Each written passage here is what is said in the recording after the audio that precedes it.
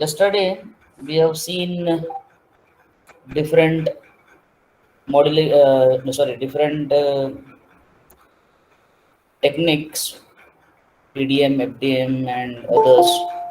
Okay, and at the end, we ended the session yesterday with saying that tomorrow we'll see the another technology, that is spade spectrum technology or spade spectrum techniques. Okay, so what is a spade spectrum technology that we're going to see? So we know that primary problem in the radio transmission is that it is frequency dependent fading, or frequency fading is the one of the problem in uh, wireless communication or radio transmission. So that means only particular frequencies get attenuated during the transmission. So this happens because frequency of noise that matches with this particular frequency, and then the particular frequency get attenuated. Okay, so if frequency of this particular noise is same as the frequency of signal, then particular frequency will get attenuated. Okay, so that is just a minute. Okay,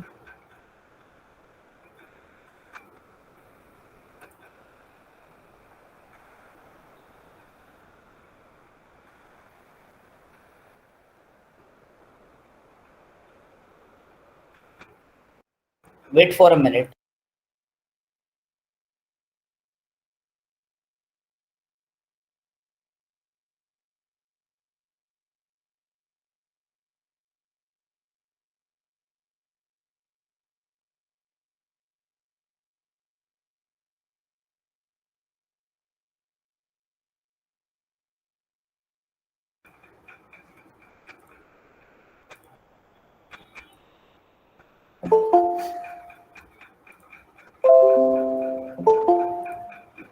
Okay, sorry for disturbance.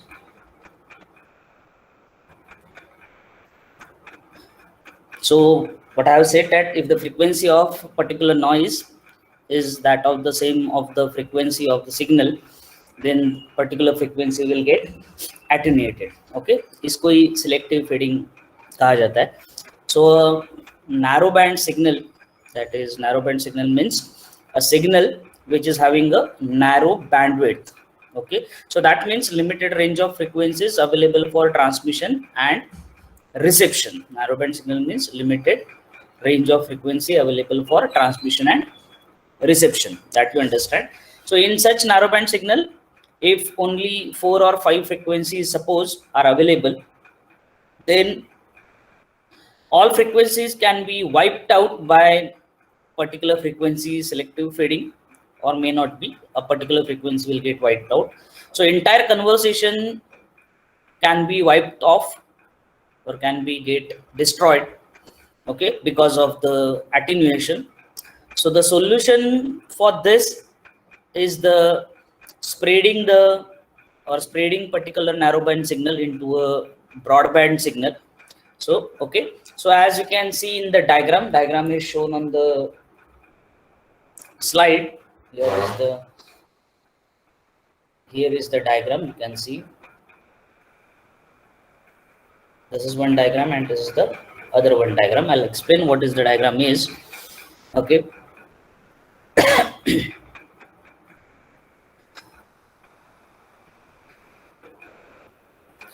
now in the first diagram here you can see this particular proportion. Okay, this particular thing is the narrowband signal. Okay, so we can split this or split that particular signal into the particular broadband signal. Okay, broadband means like this, spreading the signal in a broader way. Okay, so because of this particular effect of the frequency selective fading can be solved. So before transmission on narrowband signal, so narrowband signal is converted into a broadband signal and then it is transmitted. Okay, so at the receiver, okay, so this particular broadband signal, so you can see this particular thing is at receiver end. Okay, so this broadband signal is converted back into the narrowband signal again, you can see, so that original contents can be retrieved. So advantage of this particular technique is that it can means the several signals can coexist without any coordination with this particular technique. And also, since we are distributing the signal or spreading the signal, it is tapped through. Tap through means a secret listener will not able to listen to it and will not be able to know what code was used for spreading the signal. Okay, so there are two basic types of it. One is the direct sequence spread spectrum or direct sequence, and the other one is the frequency hopping. Okay, which we'll see in further slides details of it. Okay, so spread spectrum is nothing but the spreading the narrowband spectrum into a broadband spectrum. So before transmission basically, and at the time of reception, again that signal is converted back to the narrowband from broadband. So this is done basically to avoid frequency selective fading. Okay, and as the name suggests, or it is nothing but the spread spectrum techniques that are involved spreading the bandwidth that is needed to transmit the data, which does not make which will be used for transmitting the data. So this particular spreading the bandwidth has several advantages. The main advantage is the resistance to the narrowband interference. Okay, so we'll see how this particular thing this particular thing works. Okay, so this is the spreading, how the spreading is happened. Okay, in this particular diagram or in this particular figure, there are several different figures are shown and numbers are given from number 1 to number 5. Okay, so you can see in first diagram, that is in diagram number 1 here. Right now I'm talking about this particular diagram. Okay, it shows an ideal narrowband signal that is generally sender is having, or that is narrowband signal from a sender of user data. Okay, so here the power density is shown with dp upon df. Okay, means power density versus frequency is shown here. Okay, that is frequency is f, power density versus frequency is shown in the particular diagram.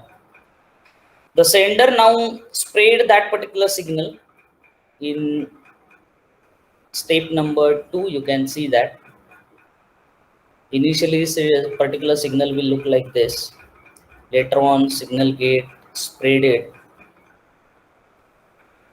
Okay, see this color is for user signal, that you remember.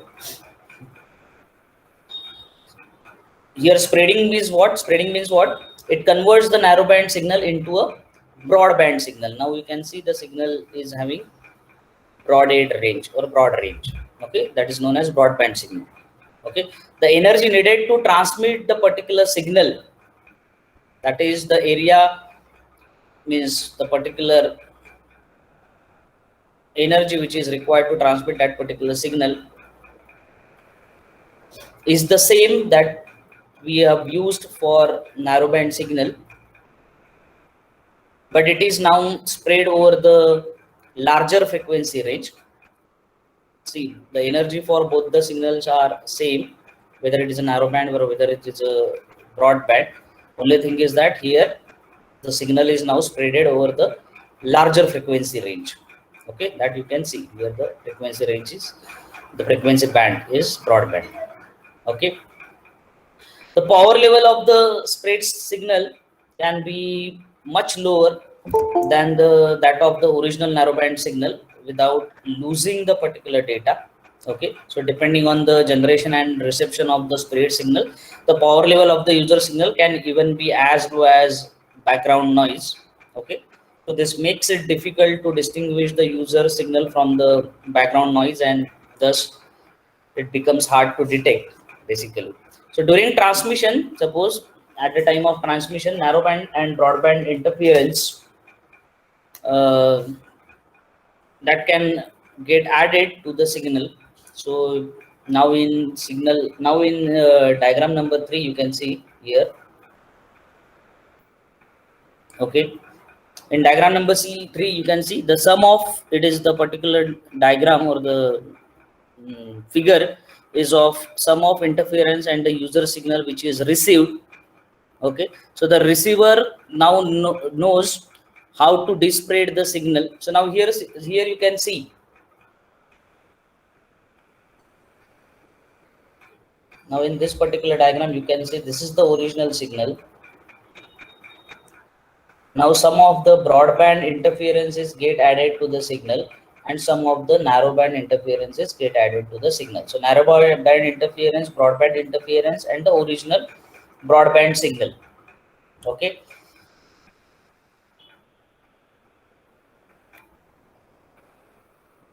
now converting the spread user signal into the narrowband signal again, but before that, while spreading the narrowband interference and leaving the broadband interference. So in here you can see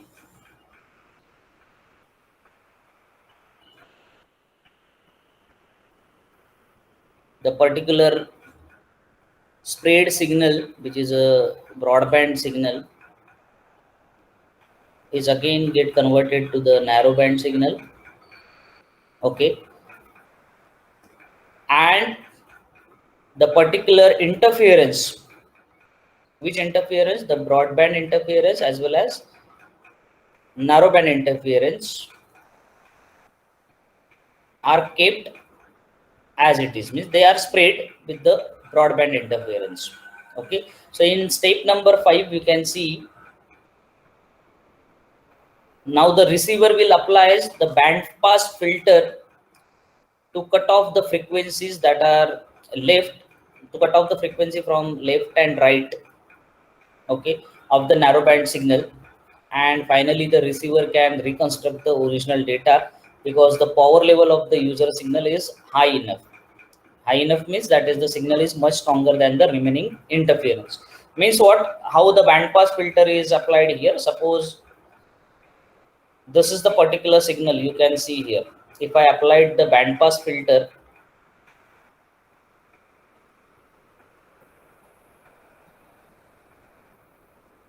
is a low pass filter. Band pass means it will allow only a particular band. Suppose this particular range of frequency, this particular band is having range, suppose 200 megahertz. Okay, and I could see this particular band, which is the original signal, which is a narrowband signal, is ranges between suppose 120 to 160. So I will apply the band filter of which will only cut or only keep the frequency which are ranging between 120 to 160. Okay, and the remaining frequency are cut off. So ये जो part है बाजू वाला, it will get cut off, and only it will remain with the frequency set or the narrowband signal of a particular band. So we know that this particular signal power is much higher than the interference which are there here.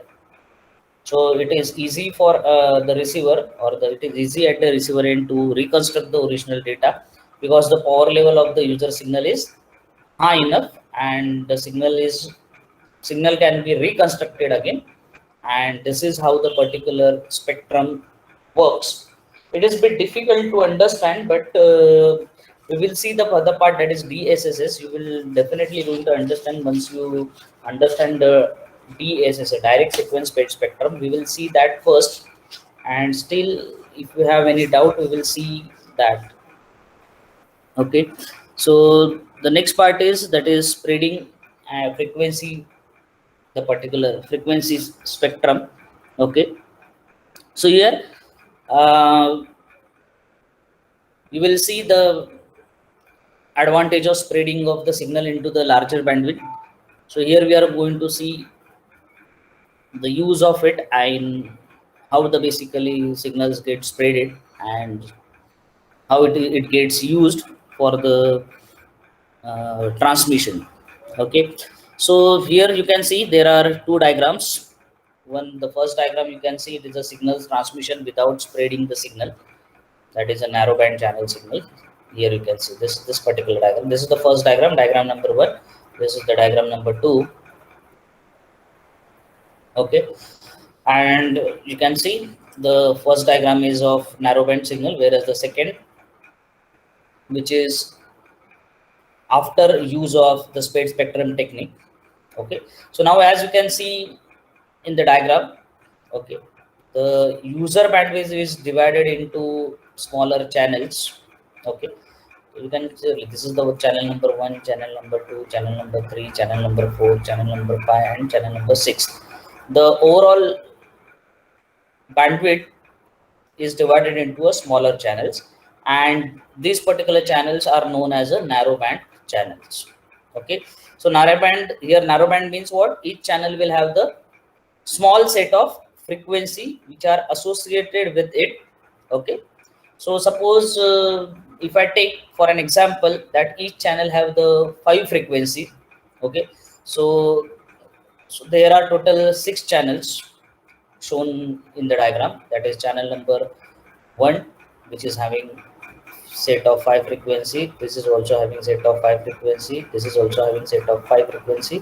This is also having set of 5 frequency. Channel number 5 will also have the set of 5 frequency, and channel number 6 is also have the 5 frequencies. Okay, so now when they are transmitted by the transmitting station, so it suffers different level of degradation. Okay, within the wireless media, we know that due to interference they will going to get degraded. So this variation in degradation, or variation is attenuation of the individual channel, is known as fading. Okay, as we know that fading is nothing but the variation in the attenuation levels of different frequency. So here you can see that channel number 1, channel number 2, channel number 3, 4, 5, and 6, each channel suffers the different level of attenuation. Okay, but here you can clearly see that channel number 4, that suffers the most attenuation during the free space, because see its amplitude, its amplitude is very low. That means it get attenuated very high, it is highly attenuated. So because of this, it is this particular channel, we can say it is in danger, or it might be completely get wiped out. Here the wiped out means it will get completely suppressed in the free space, so receiver may or may not be able to detect it, and obviously it will affect our communication if one particular channel has lost. So whatever data which is sent on this particular channel, that is channel number 4, will not be received by the receiver in that case.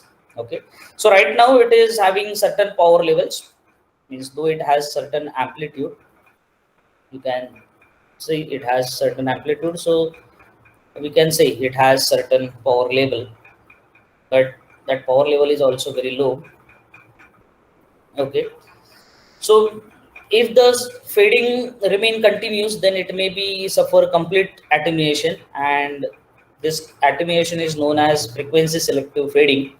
Okay, so that is what the frequency selective fading, where the particular frequencies get, or set of frequency or the channel get attenuated, and it get either suppressed or it get attenuated, and later on it might get suppressed, and at the time of reception or at the end of receiver, this channel cannot be, or the data cannot be get received or cannot be get repaired.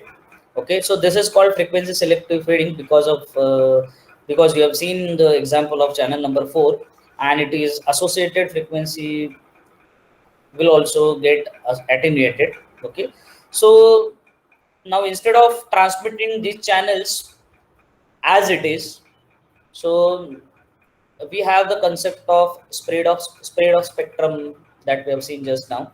So then how we will do that and what will happen? So now instead of dividing the entire spectrum, we have this particular spectrum. Okay, so we have divided into narrow band signals, एक channel, the second channel, third channel, fourth channel, fifth channel, and sixth channel. We have divided like this.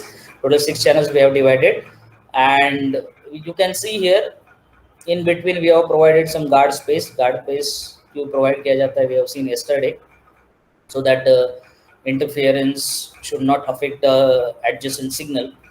So the complete channel जो है यहाँ पे it will not get utilized fully.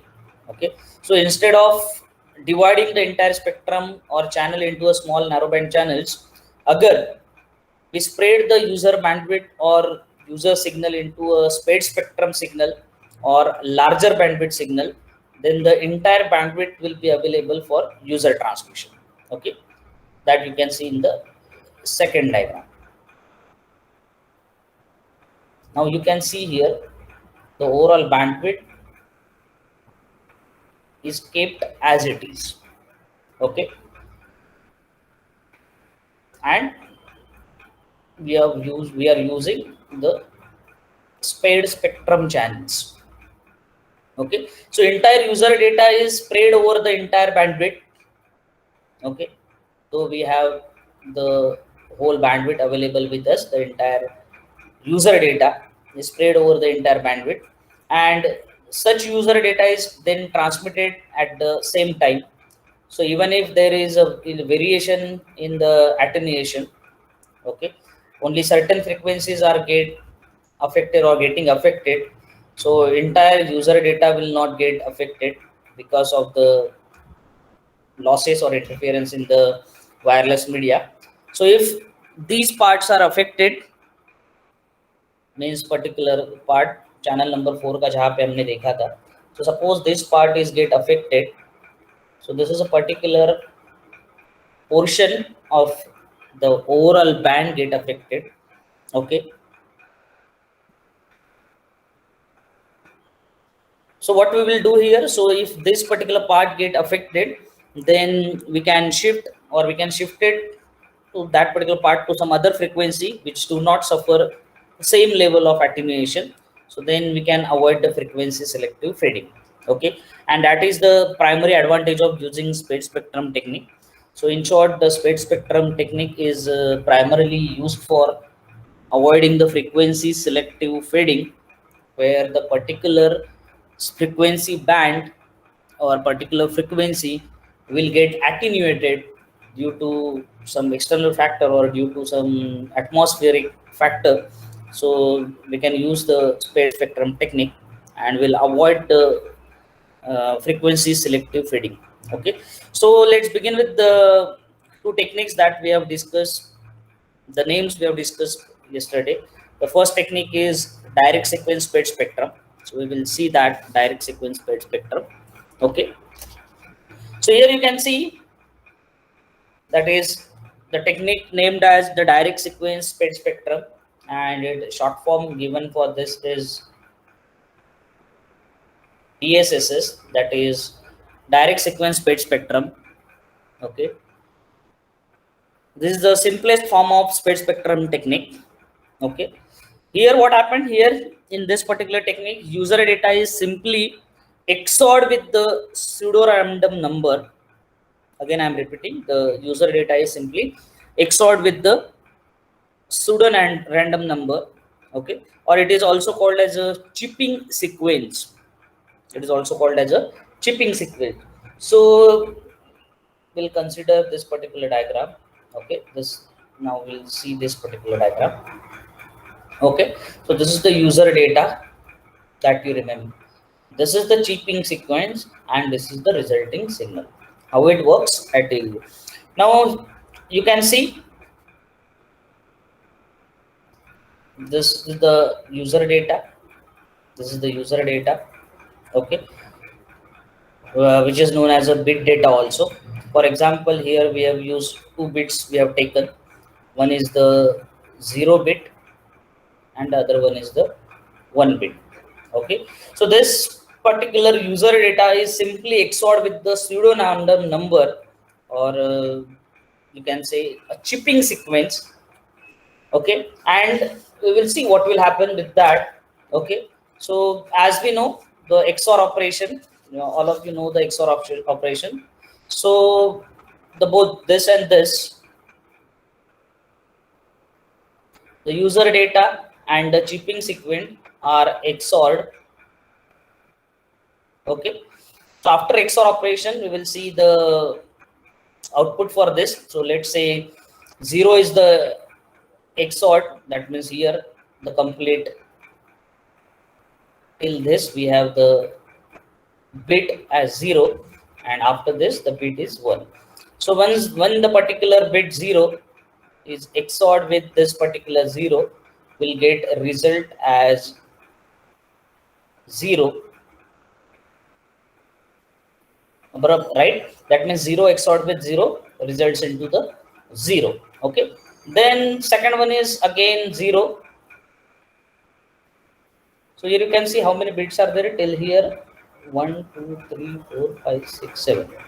Okay, so from here new signal is starting, means 1 is starting, so it's till here we need to see. So total 7 bits are there. So here all bits are 0, we know 4 5 6 7.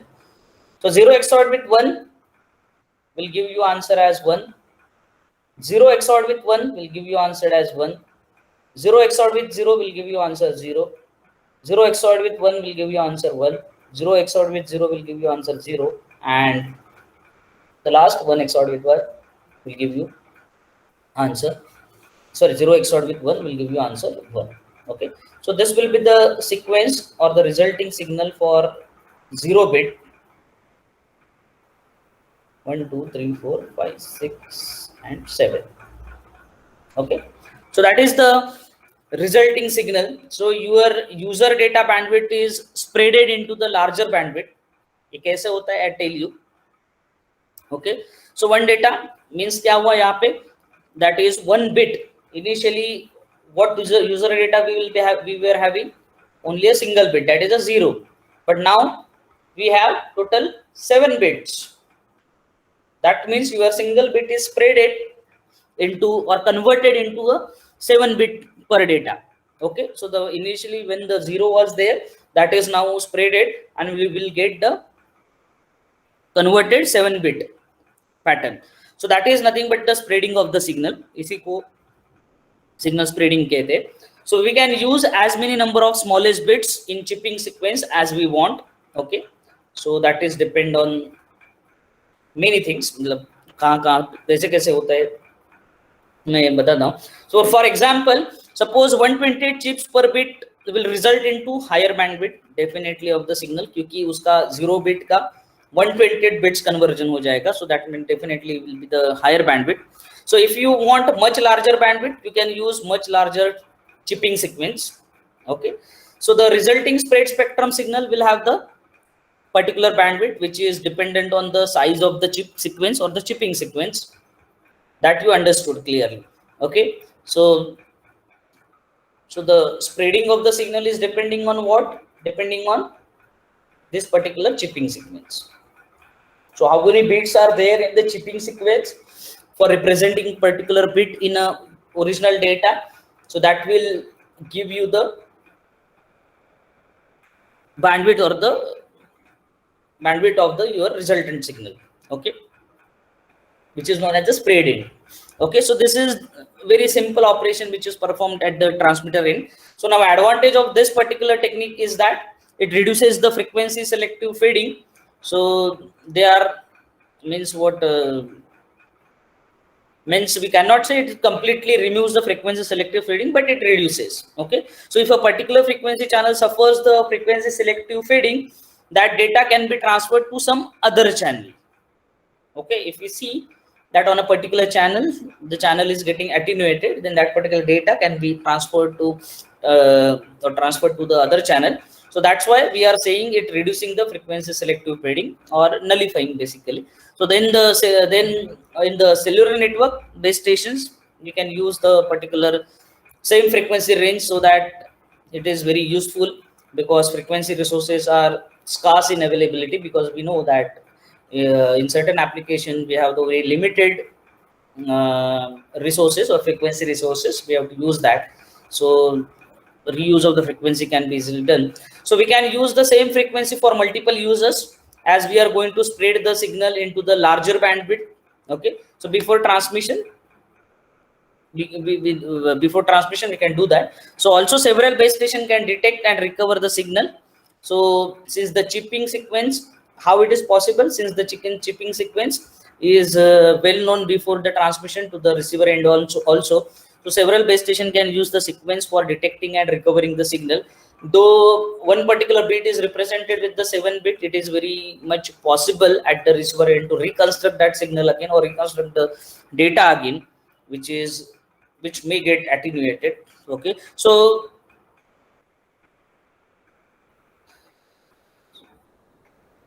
we say that base station can use that particular sequence for detecting and recovering the signal. So also here soft handover is possible because of this particular technique.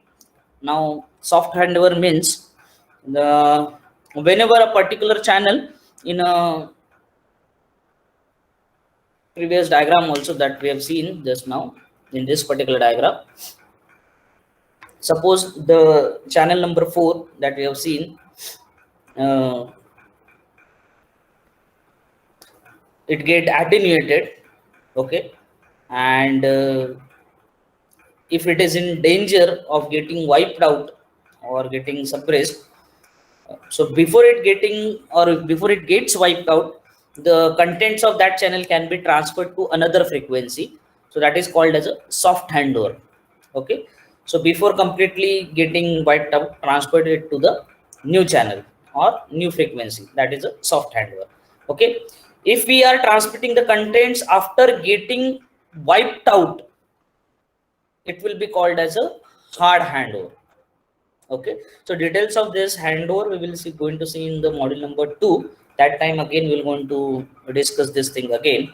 Okay, then there are certain disadvantages also for, or limitations also there for this particular technology. So one limitation is as you can see that all the bits are carrying the same amplitude levels. Okay, you can see here the resultant signal also all are carrying the same amplitude level. Okay, so what will happen, so you will need to precise the power level. Okay, to make this effective. Otherwise, if one of the bit reduces the power level, then there will be the problem in receiving the user data, or resulting signal may get affected. So because we require that to distinguish the zeros and ones, so we need to maintain, or you maintain a certain amplitude level that is representing 0, and certain amplitude level that is for representing 1. So precise power control is necessary here, and that's why it is called as a pseudo noise sequence. Now here pseudo means it appears as a noise, but it is not actual a noise, or it is not actually noise. So it provides the security as well, means during the free space for wireless media, that although it appears as a noise, its sequence is already known to receiver. So receiver will be able to understand it, but the intruder won't be able to understand. That's why DSSS, that is direct sequence spread spectrum, is primarily preferred in the CDMA technology. Then spreading spectrum, that is known as S, spreading spectrum that is known as S. Okay,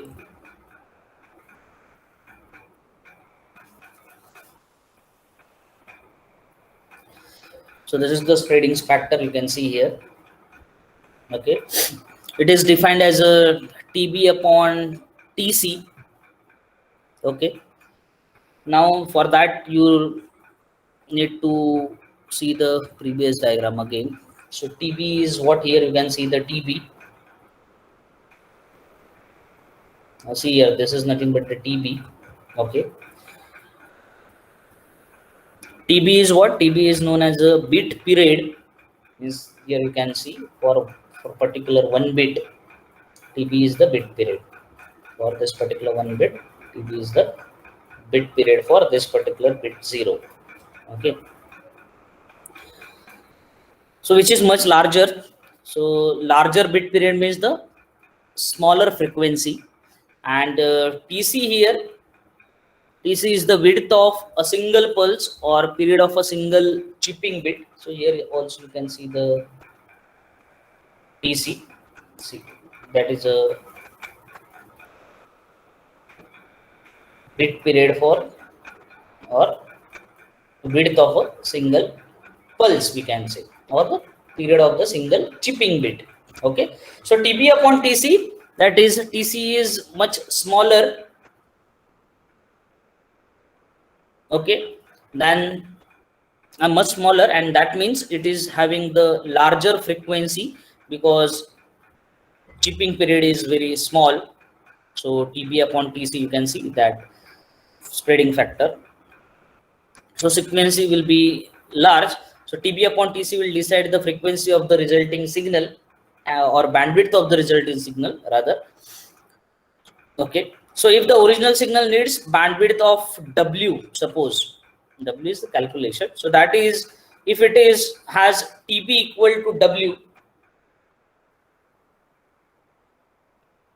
TB equal to W. So W is the particular bandwidth. Okay, then resulting signal will need to be a bandwidth of S into W, because S is a spreading factor. So after spreading, you will get S into W. So larger the S, better is the spreading of the particular signal. So now different application use the different spreading factors. Okay, so like civil applications use the spreading factor between 10 and 100, whereas the military applications use much higher spreading factor. Here it is shown, it is using 10,000. Okay, and the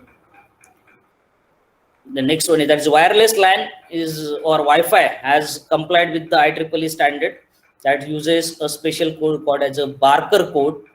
Okay, so for wireless LAN and different technology, they use a special chipping sequence code known as a Barker code, which is of 11-bit code, which is the minimum of 11-bit code. As the sequence of that 11-bit are shown, we have already seen that particular somewhere. कहाँ पे देखा था वो?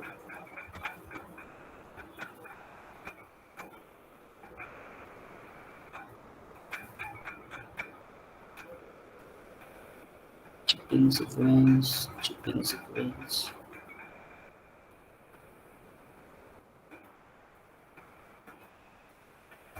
कल का diagram में था.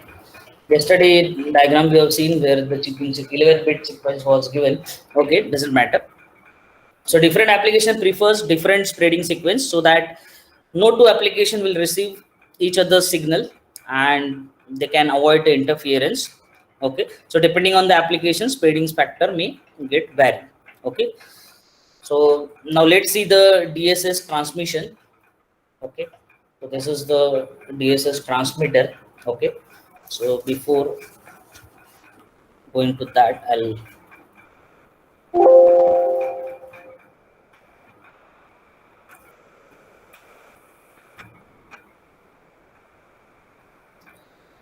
now you can put the attendance in the chat box.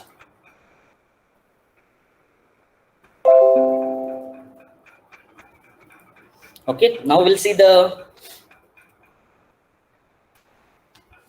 transmitter, that is DSS transmission, how it is done, and DSS reception if the time permits.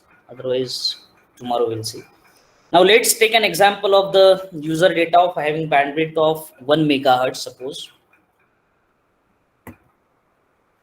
here user data is, here we are taking example of user data of 1 megahertz. Okay. Now to spread this particular signal to a larger bandwidth, we are using a 11-bit barcode that is known as a chipping sequence. So here the chipping sequence is 11-bit barcode, that is Barker code also. Okay, it is a Barker code only. Okay, so 1 into 11 you can see will result into the spectrum signal as 1 megahertz into 11 bit will result into a signal spectrum of 11 megahertz. Okay, so this 11 megahertz signal is spread spectrum signal, but still it is not ready for the transmission. Kyun batata hu. That is because 11 megahertz signal is although higher than 1 megahertz, but it is not high enough to get transmitted over the long distance or longer distance. So to take it to the much higher frequency level, so like commercial frequency band, we know that commercial frequency band, the example is 2.4 gigahertz in the ISM level, ISM channel or ISM level. So get that, or to have to modulate, to get that particular signal, we modulate this particular signal with the radio carrier, or such high frequency will generate a larger frequency signal. Okay, so in the 11 megahertz signal is applied to a modulator here, which accept another input as a radio carrier. You can see here, which is known as a carrier frequency. Okay, which will be much larger than the 11 megahertz. Okay, then after modulation it will generate our desired signal of frequency 2.4 gigahertz. Okay, so one question here that would arise, why we are not using 2.4 gigahertz frequency at the chipping level. Okay, so the reason behind is this, is that first thing is to generate 2.4 gigahertz frequency from hardware is a very difficult task, because we require the crystal oscillators or other oscillators which are capable of generating high frequency. So they will not be stable at such high frequencies. So we are not using this particular frequency in the first stage. So we are taking it in a step-by-step procedure. So that is the reason we are using 2-step for DSSS. First step is spreading the signal, and the second step is its modulation. Okay, so which will basically results or give the desired result, we can say, of 2.4 gigahertz frequency, and that will be transmitted. So that transmitter is simple one, and that particular transmitter will going to transmit 2.4 gigahertz signal. Okay, so at the receiver end, okay, we will see the particular receiver. We have still 10 minutes. Okay, so let's see the reception, how the reception works. So here the reception is slightly complex, you can see, as compared to the transmission. Okay, so now one key part is to be remember here, the chipping sequence used by the transmitter level, or used by the transmitter basically, must be known to the receiver end also.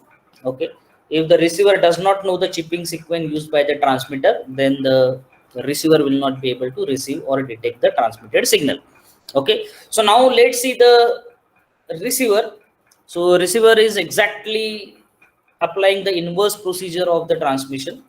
The blocks involved in this is also in the reverse order.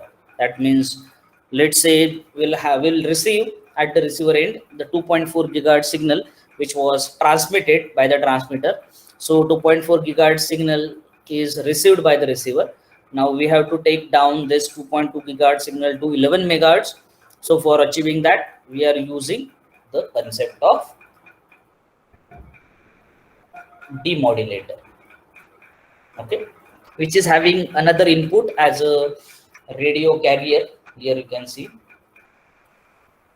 when carrier frequency is applied here, that same carrier that was used for transmitted transmission level is used over here. So having a frequency same as that of fc, so इसलिए मैंने उसको fc नाम दिया. So 2.4 gigahertz is demodulated with the frequency fc and generate 11 megahertz signal. So here the output for this, so output for this is 11 megahertz signal. Okay, so now demodulator actually generates multiple products to select multiple products from the demodulator.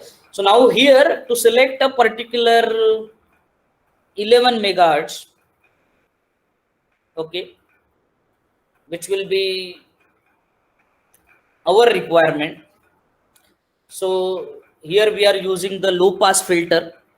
So that low pass filter that will only select 11 megahertz signal will be available at the output, and other products or the remaining signals of the demodulator will be ignored by the receiver.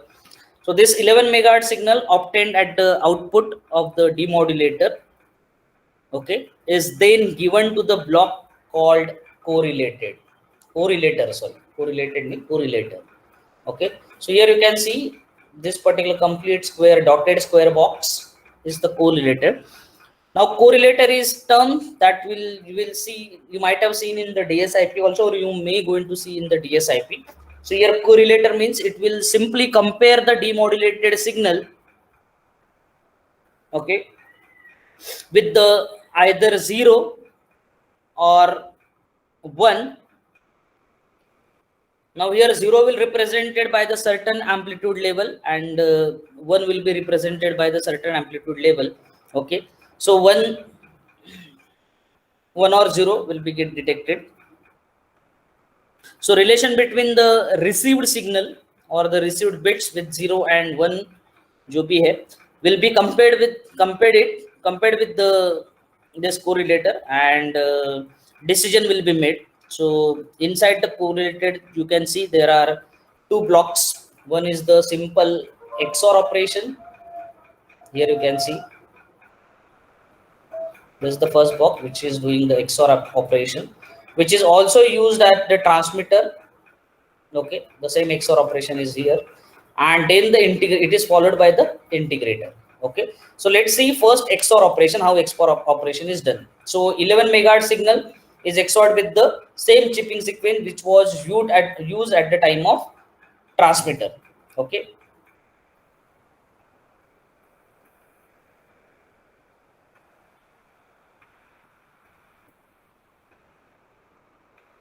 so now you can see for that we required this particular diagram again. So this is the chipping sequence. You can see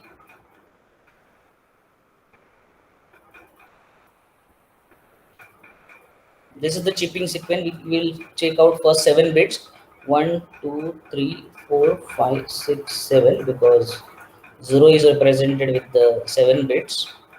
So 0 0 is 0, 1 1 is 0, 1 1 is 0, 0 0 is 0, 1 1 is 0, 0 0 is 0, and 1 1 is 0. Now you can see this is our resultant signal, right?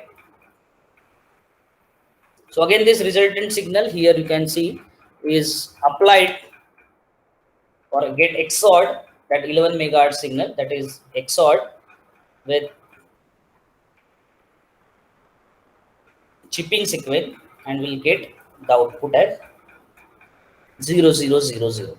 Okay, that means you will get the 7 zeros. So usually in the practical cases the received signal is not of the same shape as that of the transmitted signal, because during the transition, means during the traveling, at that time it may suffer some attenuation and its power levels will get attenuated or small, it will be smaller than that of the transmitter. So sometimes you may also get errors in the receiver. So to avoid those particular errors, what we will do, so we are going to integrate all these particular 7 bits which are generated after the XOR operation. Okay, and now rather than summing them, uh, because summing will increase the power level, so we are just going to integrate them. Okay, so integration will get performed on the received bit. So in the integrator module, all those 7 bits are integrated or combined together, and whatever power level comes, that is compared with the 0 or 1. So depending on the relation between integrator output and the predefined levels of 0 and 1, a decision will be taken at the decision block. Okay, so here you can see after that decision blocks is shown. So it will decide whether 0 or 1 is received. Okay, so it will decided whether the received bit is 0 or 1. So okay, so decision block will be responsible for deciding whether received code or received this bit is 0 or 1. So this is how the DSS receiver works. Okay, so we have seen the DSSS transmitter and DSSS receiver also. So this is all about the DSSS. So now the second next technique is FHSS, that is frequency hopping spectrum.